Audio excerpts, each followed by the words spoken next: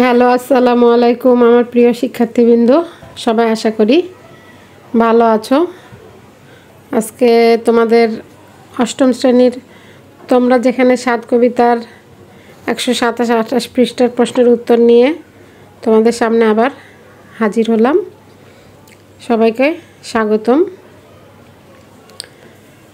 তোমরা যেখানে 7 কবিতার প্রশ্নগুলো পড়ার আগে আমরা যখন কবিতাটা পড়েছি, কবিতাটা বুঝিয়েছি, তখন কিন্তু আমি তোমাদের কবিতার চরণের মিলকরণ এগুলো বুঝিয়েছি, শব্দ অলঙ্কার, অর্থ অলঙ্কার কীভাবে বসে। তো তোমরা যেখানে 7 কবিতার বৈশিষ্ট্য বলছে যে তোমরা যেখানে 7 একটি দেশপ্রেমমূলক কবিতা।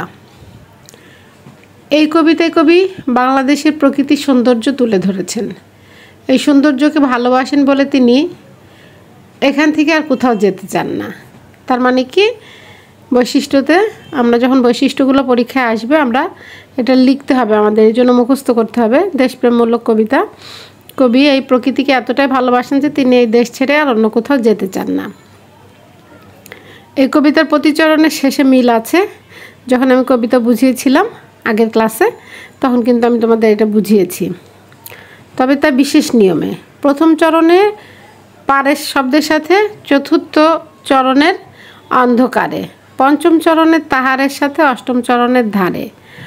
আবার আরেক ধরনের মিলকরণে বলছে, দ্বিতীয় চরণের বাতাসে শব্দের সাথে, তৃতীয় চরণের আসে, ষষ্ঠ চরণের পাশে শব্দের সাথে, সপ্তম চরণের বাতাসে। এটাকে আমরা বলি শব্দ অলঙ্কার, শব্দের মিলকরণ এটা। আর যখন আমরা কোনো উপমার ব্যবহার করি তখন সেটা হয়ে যায় অর্থ অলঙ্কার, অর্থের মিলকরণ। কবিতাটি তাল দিয়ে পড়া যায়, তবে এই তালের ব্যবধান বেশ দীর্ঘ। এটা হচ্ছে অক্ষরবৃত্ত ছন্দে লেখা, গতি খুব ধীর গতিতে পড়তে হয়। বলছে, তোমরা যেখানে 7 চলে যাও, আমি এই বাংলার পারে রয়ে যাব, দেখিব কাঁঠাল পাতা ঝরিতেছে ভোরের বাতাসে, দেখিবি খয়েরি ডানা শালিকের সন্ধ্যায়, হিম হয়ে আসে ধবল রোমের নিচে তাহার হলুদ ঠ্যাং ঘাসে অন্ধকারে। এই যে ভাগগুলো দিয়ে দিয়েছে এগুলোকে বলে পর্ব। এই পর্ব আমি তোমাদেরকে ক্লাসে শিখিয়েছি কিভাবে পর্বে ভাগ করতে হয়। তারপর বলতেছে, এই কবিতার লয় আর গতি খুব ধীর। কিছু শব্দের পরিবর্তন দেখিয়েছে, দেখো, রয়ে থেকে থেকে থেকে রয়ে, ঝরছে থেকে ঝরিতেছে, পা থেকে ঠ্যাং, তাকে থেকে তারে। এই কবিতায় উপমার ব্যবহার হয়েছে, সাদা শাখা ধূসর বাতাসে শঙ্খের মতো কাঁদে। এই শব্দের মিলকরণ কিসের সাথে হয়েছে? চুরির শব্দের শঙ্খের সুরের সাথে তুলনা করা হয়েছে, এই জন্য এটা অর্থ অলঙ্কার। আমি বলেছি আগেরগুলো শব্দ অলঙ্কার, আর শেষেতে 6 নম্বর বৈশিষ্ট্যটা দিয়েছে, এটা হচ্ছে অর্থ অলঙ্কার। তাহলে আমাদের এই বৈশিষ্ট্যটা ভালোভাবে বুঝে মুখস্থ করে ফেলতে হবে, কারণ কবিতার বৈশিষ্ট্য যদি তুমি না বোঝো, না পড়ো, তাহলে কিন্তু তুমি কবিতার লাইনগুলো কি আঙ্গিকে লেখা, কোথায় মিলকরণ করেছে, কেন মিলকরণ করেছে, এগুলো তুমি বুঝতে পারবে না। এই জন্য তোমাকে কি করতে হবে, এটার বৈশিষ্ট্যটা শিখতে হবে। তাহলে এরপর আমরা শব্দার্থগুলো দেখি কবিতার। কলমি দাম বলছে কলমি লতার গুচ্ছ, ক্ষয় রঙা হচ্ছে খয়ের মতো রং, ধবল রোম মানে সাদা লোম, ধূসর অর্থ হচ্ছে ছাই রং, নিরুদ্দেশ অর্থ হচ্ছে অজানার পথে, নীর অর্থ হচ্ছে বাসা, পরণ কথা হচ্ছে রূপকথা, শঙ্খ হচ্ছে সামুদ্রিক শামুক বিশেষ, শাখা হচ্ছে সাদা চুরি বিশেষ, সকরণ অর্থ হচ্ছে বেদনাযুক্ত, হিম অর্থ ঠান্ডা। আরও আমি যখন তোমাদেরকে কবিতা পড়িয়েছি, কবিতার লাইনের মধ্যে আমি আরও অনেক শব্দের অর্থগুলো বলে দিয়েছি। তাহলে এই শব্দের অর্থগুলো ভালো করে শিখে ফেলবা, শব্দের অর্থগুলো শিখতে হবে। আর শব্দের অর্থগুলো না বুঝলে তো তুমি কবিতাও বুঝবা না, এই জন্য শব্দার্থ অবশ্যই পড়তে হবে। আমাদের 1 নম্বর প্রশ্নে কি বলছে, আমি এই বাংলার পারে রয়ে যাব। কবি কেন এই কথা বলেছেন? কবি এই বাংলায় কেন থেকে যেতে চান, কেন এই বাংলা ছেড়ে যেতে চান না? আমি এই বাংলার পারে রয়ে যাব পংক্তিটি কবি জীবনানন্দ দাশের বাংলা এবং তার প্রকৃতির প্রতি গভীর ভালোবাসা এবং সংযোগের প্রতিফলন ঘটেছে। কবি এই কথার মধ্যে বোঝাতে চেয়েছেন যে তিনি এই বাংলার মাটির সঙ্গে অঙ্গাঙ্গিভাবে যুক্ত এবং তিনি চিরকাল বাংলার সঙ্গে থেকে যেতে চান। এই পংক্তিটি কবি নিজের শিকড়ের প্রতি অটলতা এবং আবেগ প্রকাশ করেছেন। কবি জীবনের সব পরিবর্তন বা যে কোনো বিপর্যয়ের মধ্যে বাংলার মাটির প্রতি তার প্রেম অক্ষুণ্ণ থাকবে। এই পংক্তি থেকে কবির নিজস্ব পরিচয়, স্মৃতি এবং ঐতিহ্যের প্রতি গভীর আনুগত্য প্রকাশ পায়। জীবনানন্দ দাশের কবিতায় বাংলার প্রকৃতির এবং এর সংস্কৃতির প্রতি এই আবেগপূর্ণ সংযোগ বারবার উঠে আসে, যা তার কবিতাগুলোকে অনন্য করে তোলে।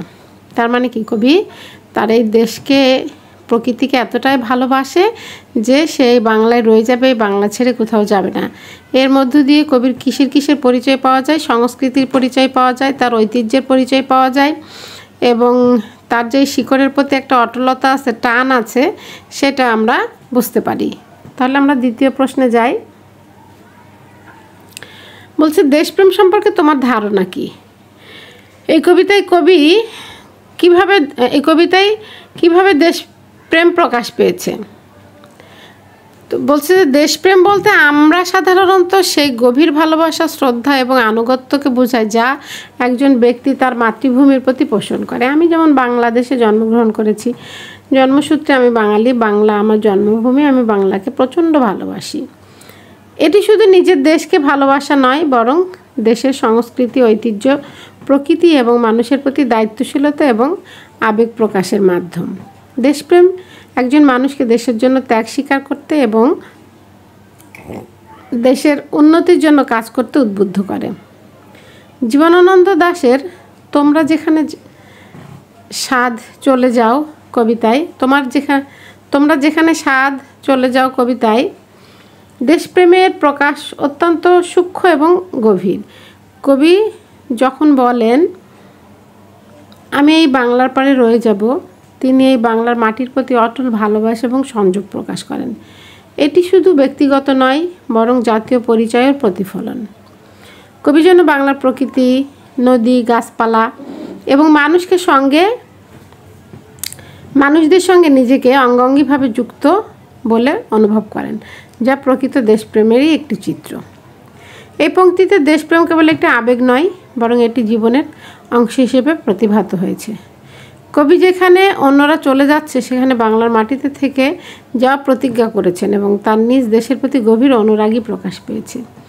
এটি দেশপ্রেমের একটি আদর্শ ধারণা, যেখানে দেশের প্রতি ভালোবাসা কেবল কথা নয়, কর্মে এবং জীবনের প্রতিটি পদক্ষেপে প্রতিফলিত হয়। জীবনানন্দ দাশের এই ধরনের প্রকাশ তার দেশপ্রেমের গভীরতা এবং তাৎপর্যকে আরও উজ্জ্বল করে তোলে। প্রশ্নের উত্তরগুলো একটু বড় হলেও তোমরা এখান থেকে একদম এটাই যে পড়তে হবে তা না, এখান থেকে সাহায্য নিয়ে তোমরা নিজেদের মতো করে উত্তর তৈরি করে তারপর পড়বা। পরের প্রশ্নে যাই আমরা। বলতেছে বাংলাদেশের প্রাকৃতিক পরিবেশের কোন দিকগুলো তোমার ভালো লাগে আর কোন দিকগুলো খারাপ লাগে? এটা হচ্ছে, আমি বিস্তারিত পড়বো না, আমি শুধু তোমাদের একটু বুঝিয়ে দিই, তোমরা এখান থেকে উত্তরগুলো লিখে নিতে চেষ্টা করো। বলতেছে বাংলাদেশের প্রাকৃতিক পরিবেশের অনেক দিক রয়েছে যা সত্যি মনোমুগ্ধকর এবং প্রশংসনীয়। নিচে আমি কিছু ভালো দিক এবং কিছু খারাপ দিক তুলে ধরছি। ভালো দিকগুলো হলো সবুজ প্রকৃতি। বাংলাদেশের প্রকৃতির গ্রাম অঞ্চল থেকে শুরু করে প্রকৃতি সবুজ, সুন্দর ধান ক্ষেত সব কিছু মিলিয়ে প্রাকৃতিক সৌন্দর্য অনেক বেশি। নদী নির্ভরতা, বাংলাদেশ নদীমাতৃক দেশ। নদীর উপর নির্ভর করে বাংলাদেশের অনেক মানুষ জীবিকা নির্বাহ করে। আমাদের দেশের প্রধান নদীগুলো কি? পদ্মা, মেঘনা, যমুনা। এরকম বড় বড় নদীগুলো শুধু প্রাকৃতিক সৌন্দর্যই নয়, দেশের কৃষি, মৎস্য এবং যোগাযোগ ব্যবস্থায় গুরুত্বপূর্ণ ভূমিকা রাখে। এরপর বলছি সুন্দরবন বিশ্বের বৃহত্তম ম্যানগ্রোভ বন। রয়্যাল বেঙ্গল টাইগারের আবাসস্থল এটি শুধু বাংলাদেশের গর্ব নয়, বিশ্বের একটি ঐতিহ্য। এরপর বলতেছে চট্টগ্রাম ও সিলেটের পাহাড়ি এলাকা। এই চট্টগ্রাম, সিলেটের পাহাড়ি এলাকার প্রাকৃতিক সৌন্দর্য, চা বাগান, পাহাড়, নদী, ঝর্ণা ইত্যাদি বিখ্যাত। এই এলাকাগুলোতে ভ্রমণকারীরা প্রাকৃতিক পরিবেশের নির্জনতা এবং শীতলতা উপভোগ করতে পারেন। এগুলো হচ্ছে আমাদের প্রাকৃতিক পরিবেশের ভালো দিক। আর খারাপ দিক কোনগুলো?